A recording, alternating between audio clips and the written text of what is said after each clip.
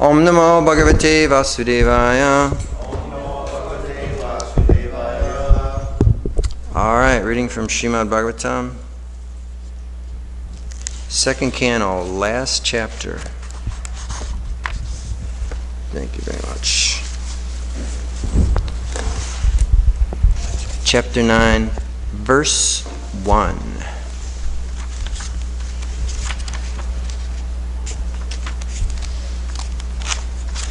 Here we go. Answers by citing the Lord's version. All right.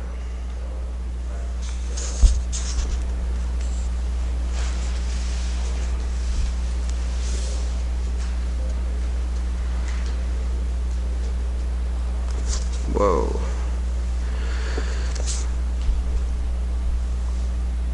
You know, I looked at this chapter, but I listened to this whole chapter a few times last night and read the purport to this verse, but I didn't look at the Sanskrit verse, and now I see that there's like one word that's an entire line. So I'm going to stumble through this.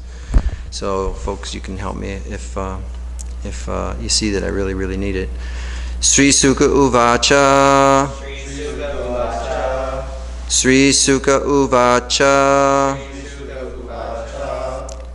Atma Mayamrite Rajan. Here we go. Parasyanu Bhavatamana. Parasyanu Bhavatamana. Parasyanu Bhavatamana. Parasyanu Bhavatamana. Nagatetartha Sambandha. Nagatetartha Sambandha. Swapna Drastur Ivanjasa. Alright, here we go. Sri Sukha Uvacha. Atma Mayam Rate Rajan. Parasyanu Bhavatmanaha. Nagate Tartha Shambandha. Swapna Drastur Ivanjasa. Alright, anybody like to give it a try? I'll give it a try. Sri Sukha Uvacha. Sri Sukha Uvacha. Atma Mahamrate Rajan. Atma Mayang Rate Rajan. Parasamu Bhavatmana. Parasyanu Bhavatmana. Nagare Tartha Sambandha. Nagate Tartha Sambandha. Swapna Drastur Ivanjasa. Sapna Drastur Ivanjasa. Sri Sukha Uvacha. Sri Sukha Uvacha. Atma Mayam Rate Rajan. Atma Mayang Rate Rajan. Parasyanu Bhavatmanaha. Parasyanu Bhavatmanaha. Nagate Tartha Sambandha. Nagate Tartha Sambandha. Swapna Drastur Ivanjasa. Swapna Drastur Ivanjasa. Sri Sukha Uvacha. Atma Mayam Rate Rajan. Parasyanu Bhavatmanaha. Nagate Tartha Sambandha. Sapna Drastur Ivanjasa. Atma Parasyanu Bhavatmanaha. Nagate Tartha Sambandha. Sapna Drastur Ivanjasa. Alright, anybody else? Okay. Word for word transliterations. Sri Sukha Uvacha. Sri Sukadev Goswami said, Atma, the Supreme Personality of Godhead. Mayam, energy. Rite, without. Rajan, O King.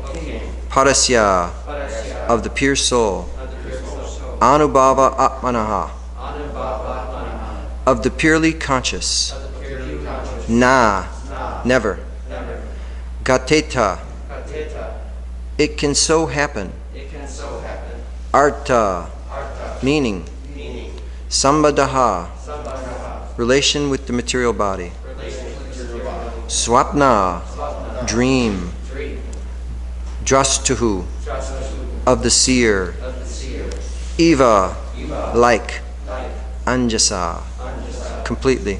leaving. Translation: Sri Sukadev Goswami said, O king, unless one is influenced by the energy of the Supreme Personality of Godhead, there is no meaning to the relationship of the pure soul in pure consciousness with the material body. That relationship is just like a dreamer seeing his own body working. Purport by His Divine Grace, A.C. Bhaktivedanta Swami Prabhupada. Jai. Maharaj Parikshit's question as to how a living entity began his material life, although he is apart from the material body and mind, is perfectly answered. The spirit soul is distinct from the material conception of life, but he is absorbed in such material conception of life because of being influenced by the external energy of the Lord, called Atmamaya. This has already been explained in the first canto in connection with Vyasadev's realization of the Supreme Lord and his external energy. The external energy is controlled by the Lord, and the living entities are also controlled by the external energy, by the will of the Lord.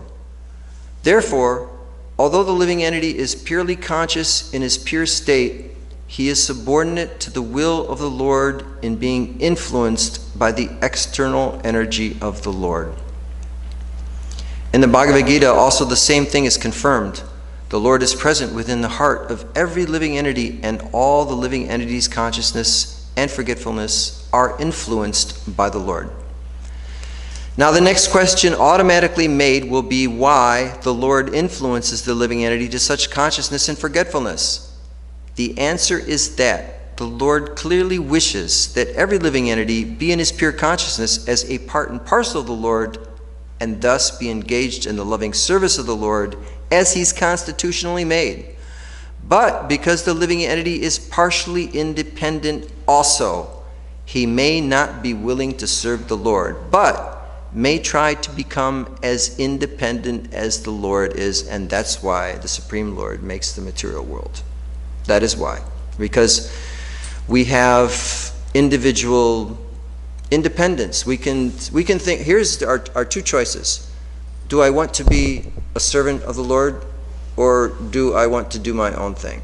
Do I want to forget about him? Do I want to do my own thing? Do I want to be independent? Do I want to be separate from him? So those are two choices. And one takes us back to the spiritual world and properly places us as a servant, an eternal servant of the Lord. And that makes us happy.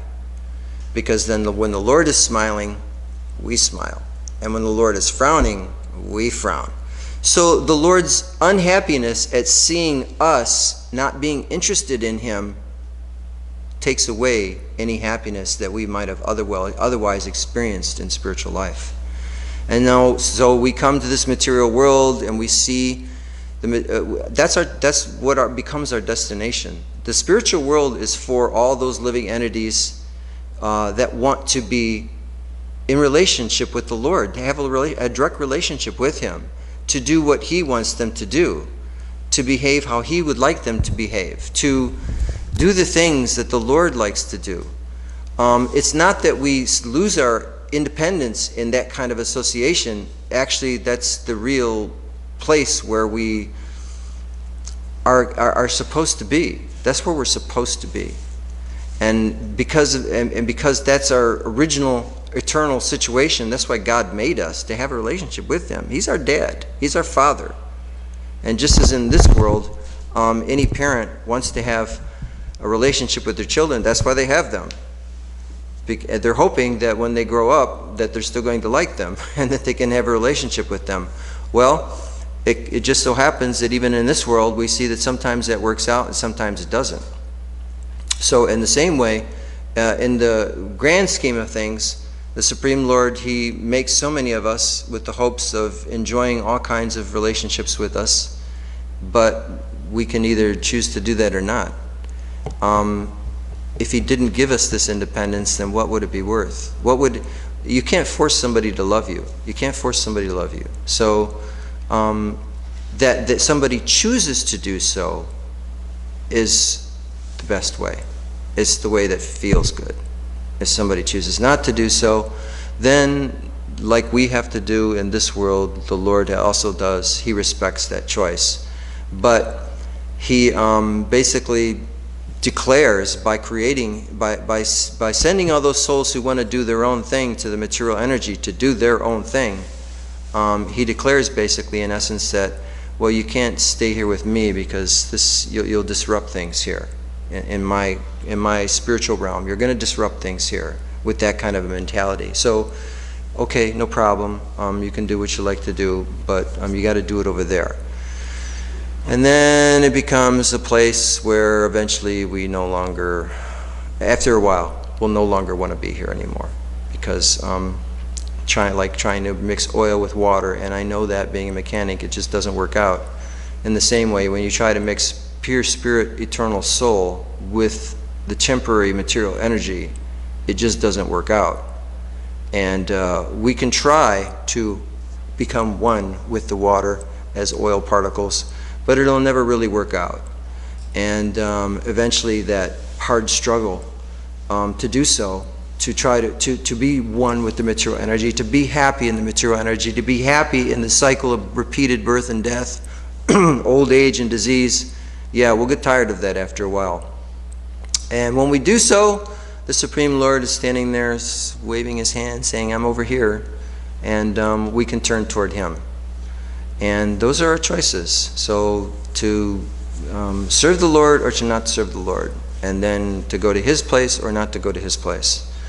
All the non-devotee living entities are desirous of becoming equally as powerful as the Lord, although they are not fit to become so. The living entities are illusioned by the will of the Lord because they wanted to become like Him. Like a person who thinks of becoming a king without possessing the necessary qualification. When the living entity desires to become the Lord Himself, he is put in a condition of dreaming that he is a king. So that's what goes on in this material world.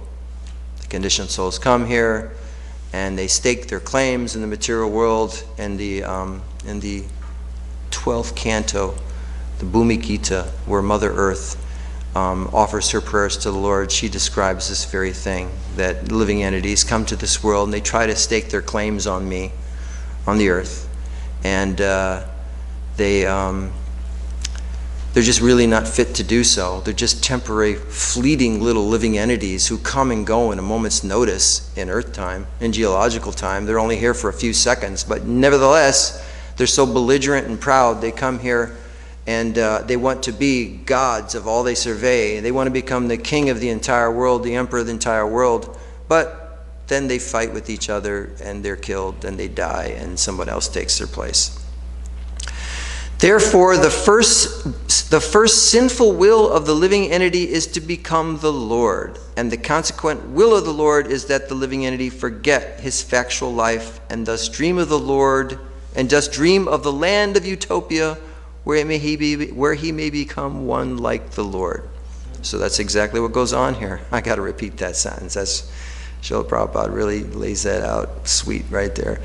Therefore, the first sinful will of the living entity is to become the Lord. And the consequent will of the Lord is that the living entity forget his factual life and thus dream of the land of utopia where he may become one like the Lord. So that's what everybody thinks in this world. Everybody thinks, if we just do things in a certain particular way, we can make this like the spiritual world. We can make this place completely happy. Everyone will be satisfied. Blah, blah, blah, blah, blah.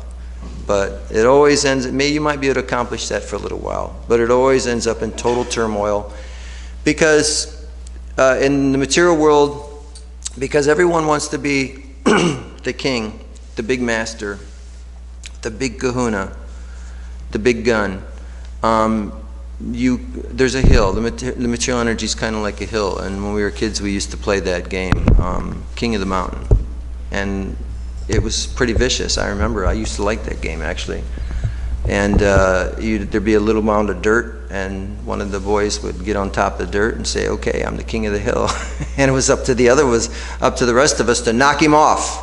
So that's exactly what's going on here in this world. As soon as someone becomes the king, the biggest person, there's always somebody else that wants to take him out, isn't it? That's the way. Everybody wants to become the Supreme Lord in the living entity's heart, because we're part of him. We're part of him. We have the same tendencies and desires as him, but to a limited small degree. And therefore, Srila Prabhupada says earlier, all the living entities are desires of becoming equally as powerful as the Lord. They're really not fit to do so. And that's so true. And that's why we see people come, people go, emperors rise, emperors fall. It's just an unending stream of misery and embarrassment for the conditioned souls in the material world. So then the purport continues, the child cries to have the moon from the mother, and the mother gives the child a mirror to satisfy the crying and disturbing child with the reflection of the moon. Similarly, the crying child of the Lord is given over to the reflection of the material world, to lord it over as a karmi, and to give this up in frustration to become one with the Lord. So, it's another really, really great example that the material world is considered to be like a dream. It is an illusion, definitely, because really the base ingredients of the material energy are earth, water, fire, air, ether, outer space, like that. That's what you basically have. But then because of the Lord's powers and potencies, the three modes of the material nature, the time factor, Lord Brahma, the engineer of the universe, which becomes the majority of this chapter actually. Because if those interactions, then the material energy displays all kinds of varieties of things and stuff. Trees, plants, different kinds of animals, all kinds of varieties become filled up so that the rebellious, belligerent, conditioned souls who want to do their own thing can come here and try to enjoy. The Lord is so kind, he makes this world as nice as he can with the help of Lord Brahma. Actually, he's in the spiritual world enjoying like anything, and he appoints someone else to do it, and that's Lord Brahma. And that's exactly what this chapter gets into in depth. It's an amazing chapter. It's this chapter describes the very first thing that occurs in the material universe when Lord Brahma becomes awake to his position. There is no necessity of tracing out the history of when the living entity desired this. One of the things that we commonly think of is when we start to become a little more advanced in spiritual knowledge here, is that, well, okay, so when was it that I actually decided to turn away from the Lord? It really ultimately doesn't matter. It seems fascinating at first, but later on you'll realize the more you become advanced in knowledge that question really doesn't matter. The real question that matters is that, what can I do to get back to him? But the fact is that as soon as he desired it, he was put under the control of Atma Maya by the direction of the Lord. Therefore, the living entity in his material condition is dreaming falsely that this is mine and this is I. Because in the material world, we have to assume all kinds of roles that we are not. The spiritual world is where we really is where our real identity actually manifests, unfolds, and exists forever. But here in the material world, because we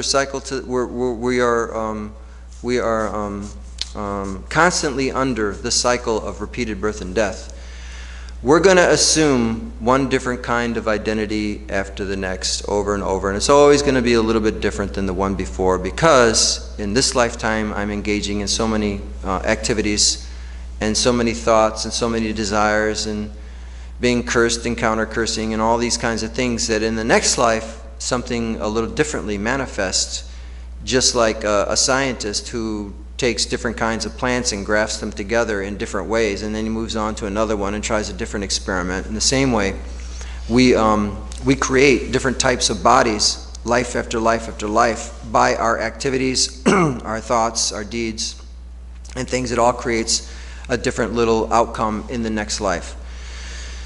So it's all a very ugly thing, actually. It's very quite insidious, just like sometimes when I see these programs on TV, like beautiful Hawaii or something like that, or the beautiful Caribbean. It all, from a distance, it all looks amazing.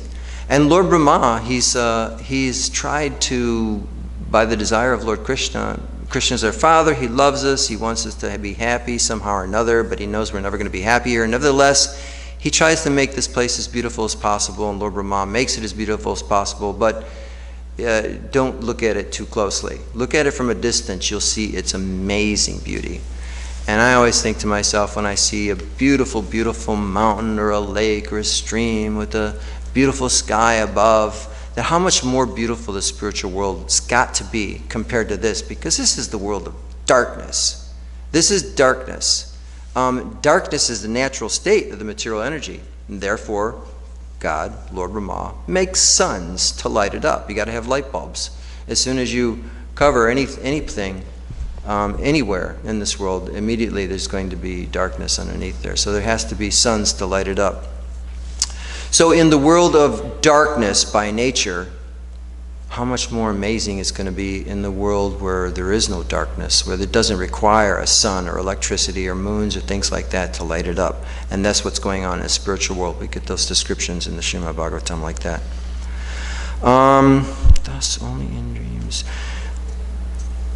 Thus only in the dreams does a misconception of I and mine persist life after life. I am a doctor, I am a lawyer, I am a man, I am a woman. The living entity assumes so many different kinds of roles in the world of names, in the temporary, illusory place. It's illusory because it's temporary. It's real because the Lord made it. It's His energy. Yes, the material energy is real. It's part of the Lord. It's part of His powers. It's an expansion of Him. But it's temporary. It doesn't have any eternal basis to it. It's fleeting. It comes and it goes. A tree comes into existence, lives for hundreds of years, and dies. And same way everything else does too. The earth shifts, the seas shift, everything shifts in the material world. Nothing is stable, nothing is permanent. And therefore, in that respect, it's called illusion. Just as like we dream at night. So many things come into our minds, and they're temporarily manifested there, and then we wake up and we realize, oh, that was just a dream. So someday when we go back to the spiritual world, we'll think the same way about this place.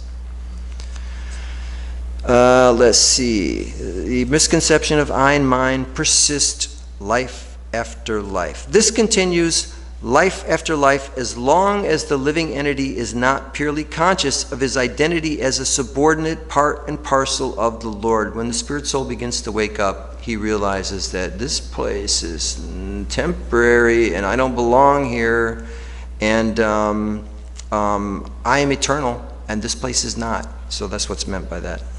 In his pure consciousness, however, there is no such misconceived dream.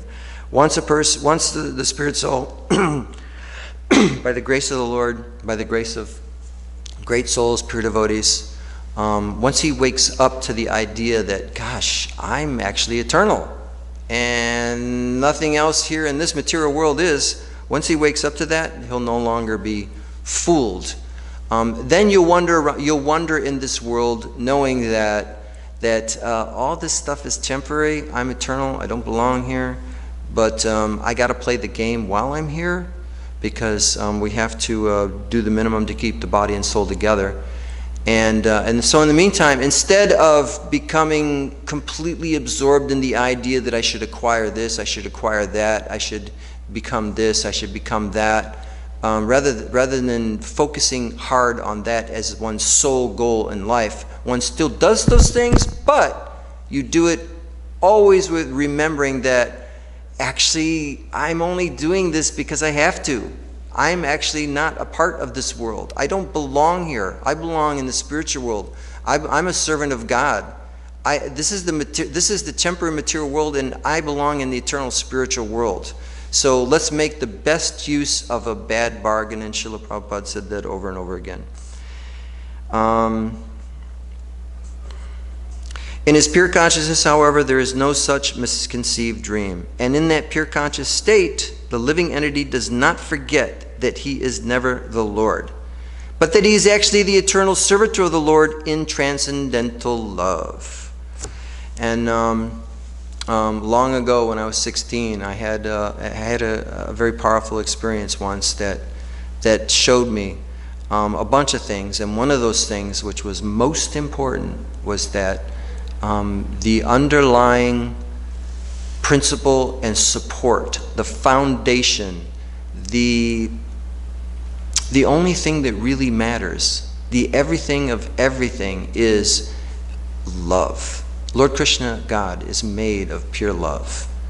And the moment we can become free from the influence of the material energy, the pure spirit soul, the moment he can become free from the influence of the material energy, that's the first thing that you realize. That's the first thing that you pick up on, is amazingly powerful love. And you realize that that's the only thing that actually is powering everything. And then when that that whole realization fades away, and you find yourself back in your ordinary state of material consciousness again, and you wonder what happened, then it's hard to see that.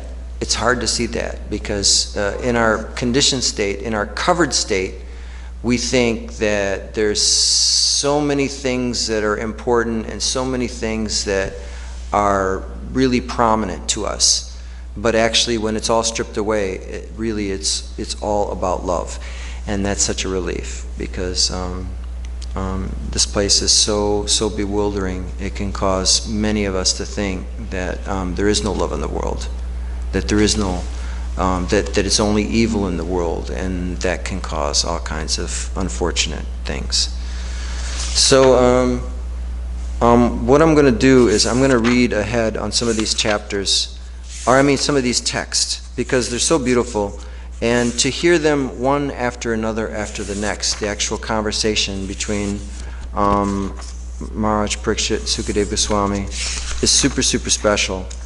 And hearing this one verse at a time, it's all like broken up. Sometimes you're in Bhagavatam class, some days you're not. And so I'm going to go, because I listened to this about 3 times last night on YouTube, Amal Bhakta's narration, and he just does the translations. And, I was thinking to myself, I just got to read this because it's so super special. So I hope that by reading these verses ahead, I'm not being too unorthodox or anything like that. So here's the next verse. The illusioned living entity appears in so many forms offered by the external energy of the Lord. Just as I was talking about. While enjoying in the modes of material nature, the encaged living entity misconceives thinking in terms of I and mine, always applied to material things, which he has nothing to do with. As soon as the living entity becomes situated in his constitutional glory and begins to enjoy the transcendental beyond time and material energy, he at once gives up the 2 misconceptions of life, I and mine, based on material things, and thus becomes fully manifested as the pure self. O King, the personality of Godhead, being very much pleased with Lord Brahma because of his non-deceptive penance in Bhakti Yoga, presented his eternal and transcendental form before Brahma. And that is the objective goal for purifying the conditioned soul. So here, early on in this chapter, Lord Brahma, the first created living entity in the material world, is described by these ancient Vedic literatures. From the Lord's body grows a flower. And on top of that flower, when it opens, is manifest this person. It's the first superhuman being, Lord Brahma, who had incarnated from a previous universe billions of years ago. And he was the most qualified living entity at that time that the Lord saw to be in charge of remanifesting, recreating, re-engineering the material universe. So this is at the beginning of this material universe. As this story unfolds here. Lord Brahma lives for 100 years of his time, and that equals, in our time here on this little tiny planet, circling around this little tiny sun, in one little corner of this galaxy, his 100 years is 311 trillion of our years. And he lives for 100 years, and he has days and months just like we do, but they're insanely long, at least compared to what we can think of, and we're like little tiny insects or germs here, living only for a moment in his lifetime. So when he first appeared, when that flower opened, that emanated from the Lord's body, when it opened, Lord Brahma was sitting on top there, and he saw nothing but darkness all around, because it was a brand new universe. There was no definite arrangements of planets or galaxies or suns or anything else.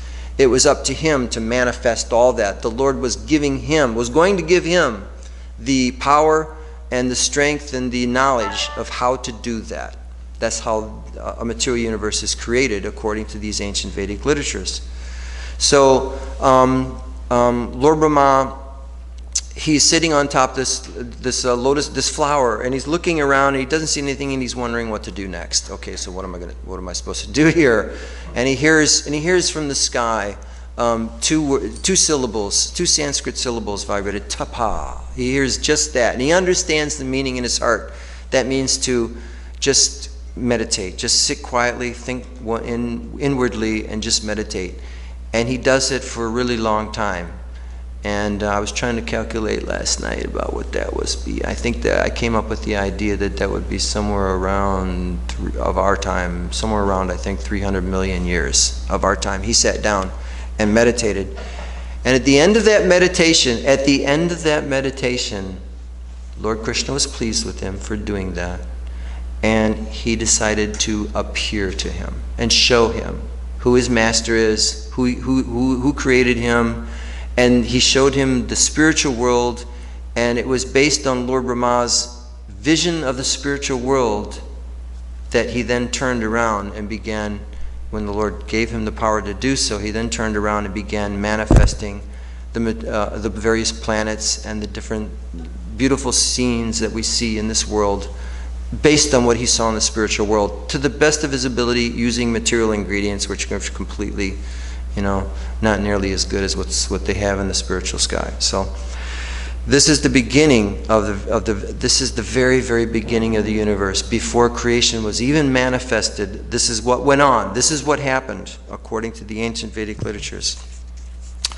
O King, the personality of Godhead, being very much pleased with Lord Brahma because of his non-deceptive penance in bhakti yoga, meditation on the word tapa, presented his eternal and transcendental form before Brahma, and that is the objective goal for purifying the conditioned soul.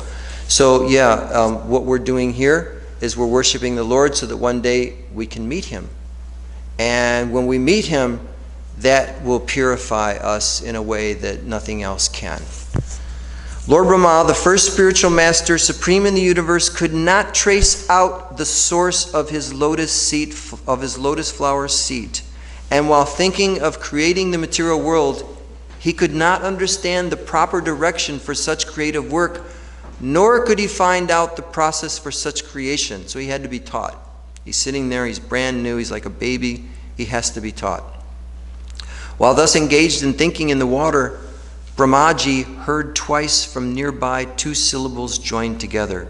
One of the syllables was taken from the 16th and the other from the 21st of the Sparsha alphabets, and both joined to become the wealth of the renounced order of life.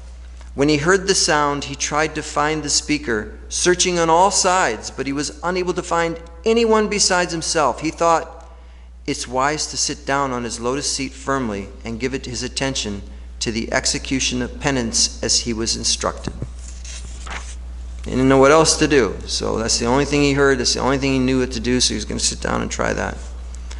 Lord Brahma underwent penances for 1,000 years by the calculation of the demigods. All right, 1,000 years. So Kali Yuga is about a little more than 1,000 years, 1,200 years of the demigods, and that's 436,000 years of our time. So that's actually not some millions, it's 400,000 years of our time. He heard this transcendental vibration from, is that right? Does that sound right, Prabhu? I failed math. Oh, okay.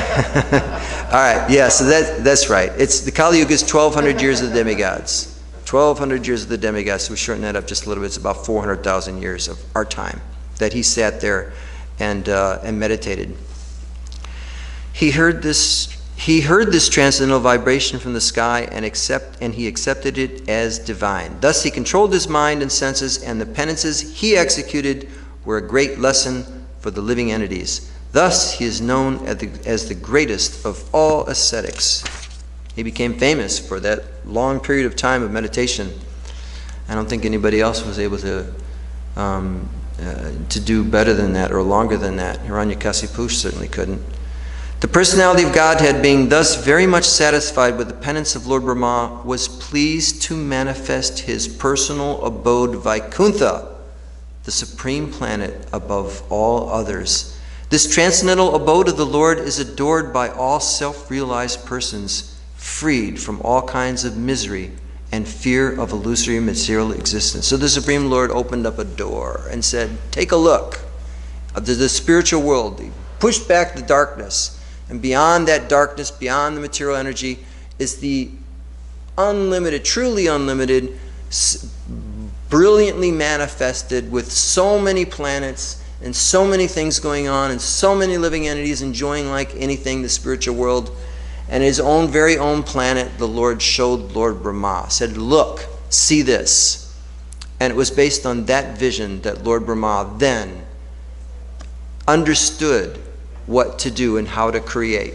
He then, seeing when the spiritual energy is so amazing and so powerful that by contacting it in any way, automatically the full knowledge of it and everything about it instantly becomes manifest in our minds and hearts. And so Lord Brahma gathered just took that in. It was like probably a massive download of information, but it was so much so and so incredible that it infused him with the knowledge and understanding of how he was going to make the organization of the planets and what was on them and everything else based on what he saw in the spiritual world. In that personal, this is where it gets really sweet, because a short little description that doesn't say too much but gives us a little hint. There's better descriptions elsewhere, but there's a short little description of what he saw in the spiritual world. In that personal abode of the Lord, the material modes of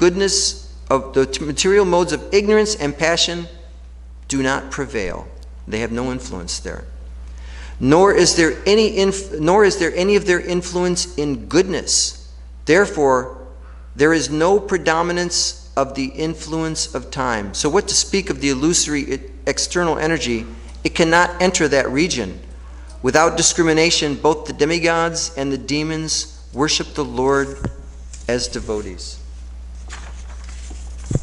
The inhabitants of the Vaikuntha planets are described as having a glowing sky bluish complexion. Their eyes resemble lotus flowers. Their dress is of a yellowish color, and their bodily features very attractive. They are just the age of growing youths. They have 4 hands, and they are all nicely decorated with pearl necklaces, with ornamental medallions, and they all appear to be effulgent or brilliant. Some of them are effulgent like coral and diamonds in complexion, and some have garlands on their heads, blooming like lotus flowers, and some wear earrings. The Vaikuntha planets are also surrounded by various airplanes, all glowing and brilliantly situated, flying about in the sky. These airplanes belong to the great Mahatmas or devotees of the Lord.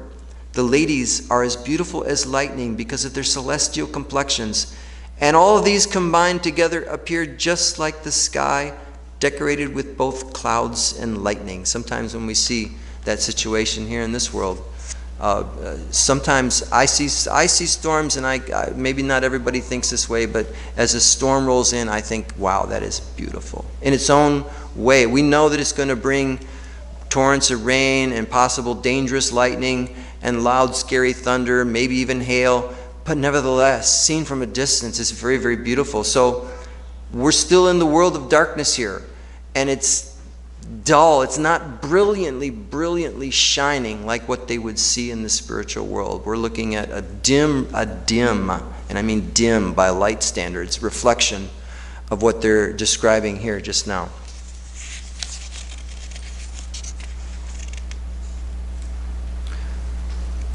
Let's see. What's the next one? The goddess of fortune, in her transcendental form, is engaged in the loving service of the Lord's lotus feet. And being moved by the black bees, followers of spring, she's not only engaged in variegated pleasure, service to the Lord, along with her constant companions, but is also engaged in singing the glories of the Lord's activities. Lord Brahma saw in the Vaikuntha planets this personality of Godhead who is the Lord of the entire devotee community, the Lord of the goddess of fortune, the Lord of all sacrifices, and the Lord of the universe, and who is served by the foremost servitors like Nanda, Sunanda, Prabhala, and Arhana, his immediate associates, and then of course out at the gates is Jai and Vijay. The personality of Godhead seen leaning favorably towards his loving servitors, his very slight, intoxicating, and attractive, appearing to be very much satisfied. How does this go? Personality of Godhead, seen leaning favorably towards his loving servitors. Okay. He had a smiling face decorated with an enchanting reddish hue. He was dressed in yellow robes and wore earrings and a helmet on his head. He had 4 hands. His chest was marked with the lines of the goddess of fortune. The Lord was seated on his throne and was surrounded by different energies like the 4, the 16, the 5, and the 6 natural opulences. And in the purport, Srila Prabhupada will describe what that's all about, along with other insignificant energies of the temporary character, but he was the factual Supreme Lord, enjoying his own abode. Lord Brahma, thus seeing the personality of Godhead in his fullness, was overwhelmed with joy within his heart, and thus, in full transcendental love and ecstasy, his eyes filled with tears of love, he thus bowed down before the Lord, and that is the way of the highest perfection for the living being. All right, I will end it there. This is an amazingly beautiful chapter. It goes on, and like I say, it is the very, very first thing that happened before even everything was created, and how describes exactly how Lord Brahma was taught by the Lord and set off about his duty that he was about to take on, being the foremost person in the material universe. Anybody have any questions or anything like that? All right, thank you so much. Srimad Bhagavatam ki, Srila Prabhupada ki. Bhagavad-Gita, Prabhu ki.